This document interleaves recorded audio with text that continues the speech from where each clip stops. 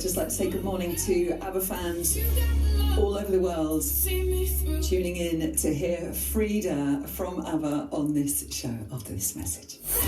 Everybody listening. We've got so much to chat about. Are you okay to stay there, Frida? We'll catch up in 10 minutes. First, it's the headlines. On to with ABBA. Good morning, Frida. Good morning, Zoe. Oh, I can't tell you how many ABBA fans from across the world have got in touch with us knowing you were going to be on the show and are tuned in to listen to this interview. Frida, how are you? I'm actually quite fine. We are on our beloved island in the Mediterranean Sea right now, and the weather is absolutely horrible, but it's warm and cozy inside. Oh, thank goodness for that. I mean, this is quite incredible. You are on course for ABBA's 10th #1 album with Voyage. It's outselling all of the records in the top 40 combined. I mean, this is an amazing statistic. You must be so pleased.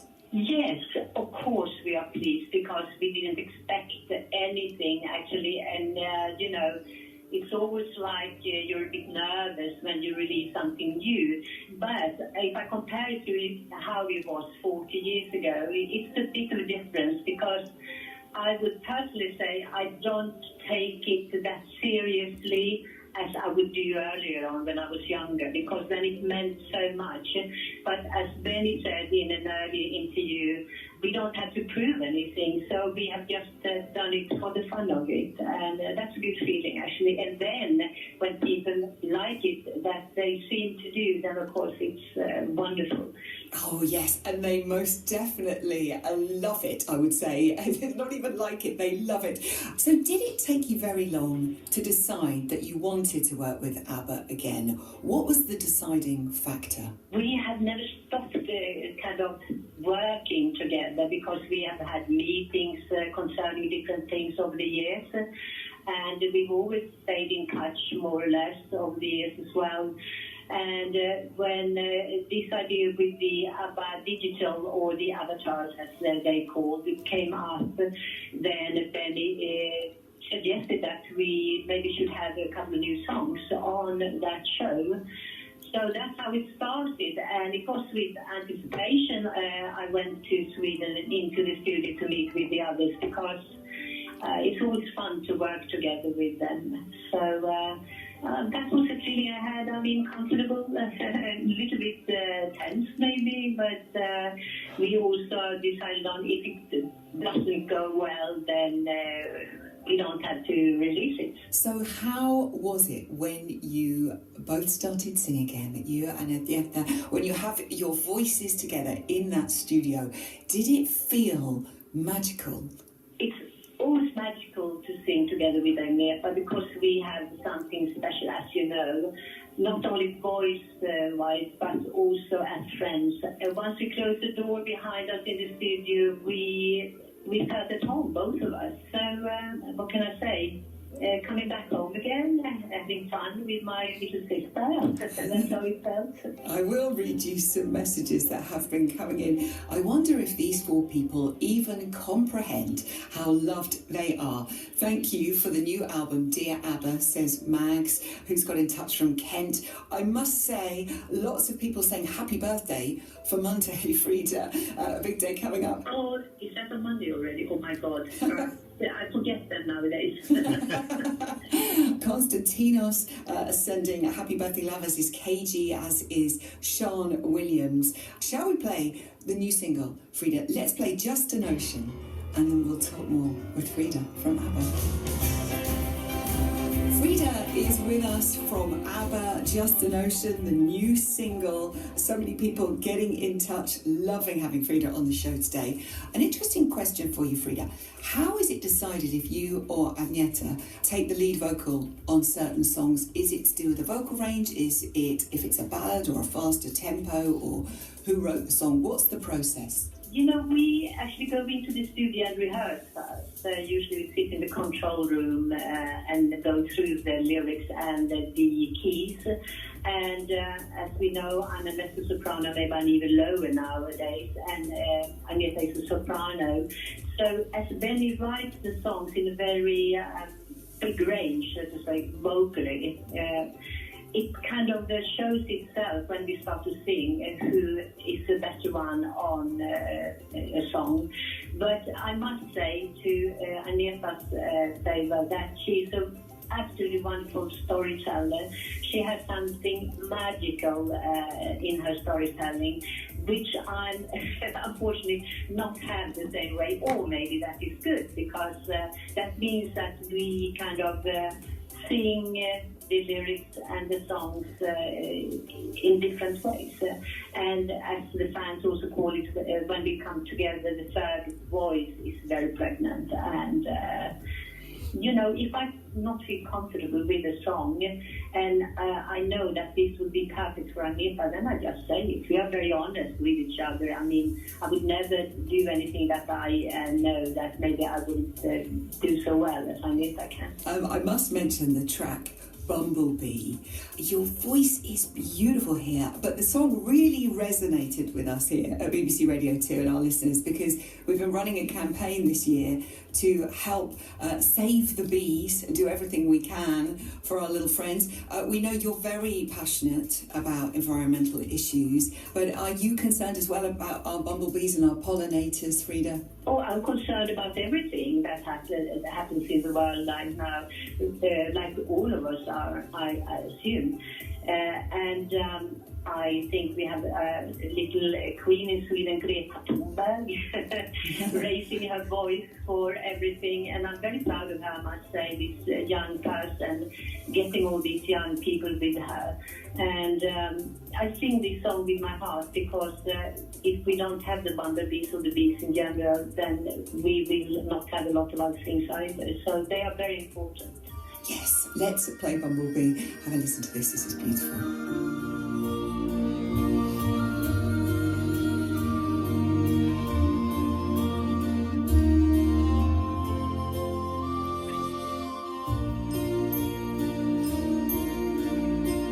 Frida from Abba is with us on BBC Radio 2 on The Breakfast Show this morning. Frida, I must read you a lovely email that came from Cian Scott Loach.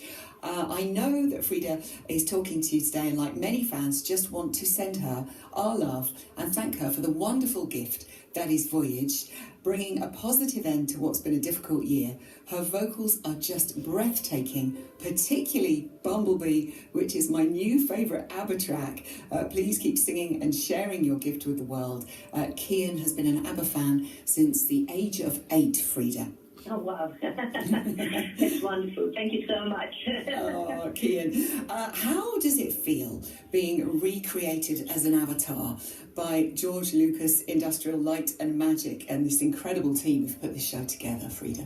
You know, it feels very, very good because of the fact that all the people working with us on this project are such wonderful and creative people.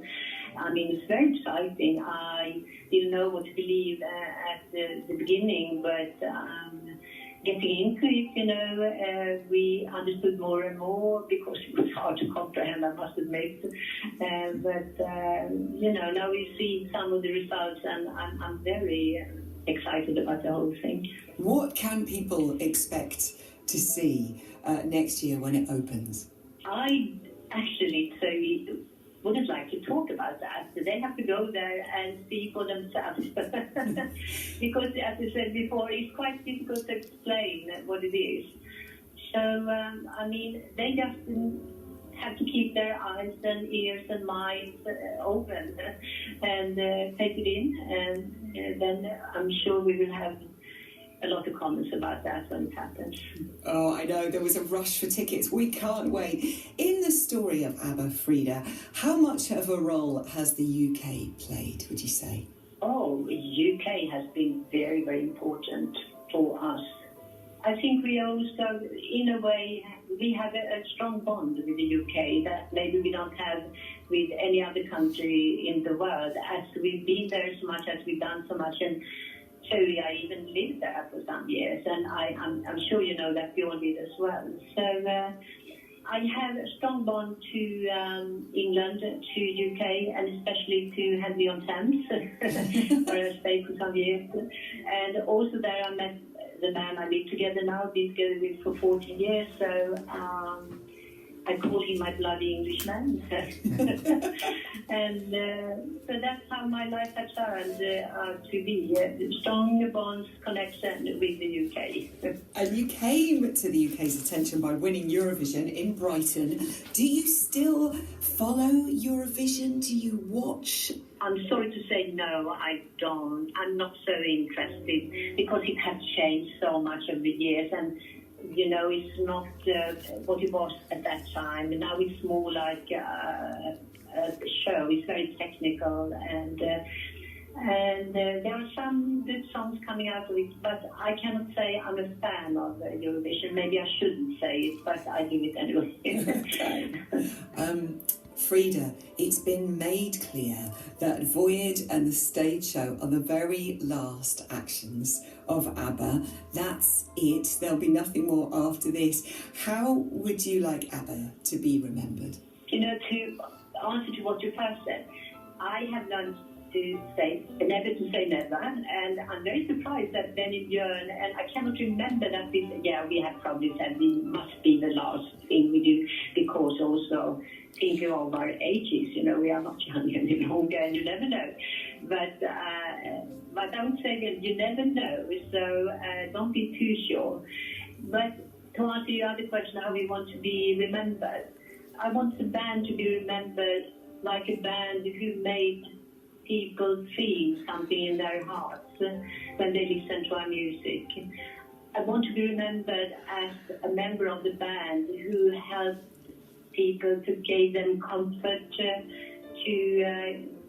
that gave them happiness, that we were there for them. We did it for them and for ourselves also, as well, of course. But I'm so happy that people are so touched by what we do, apart from some very sour critics, but we don't care about them.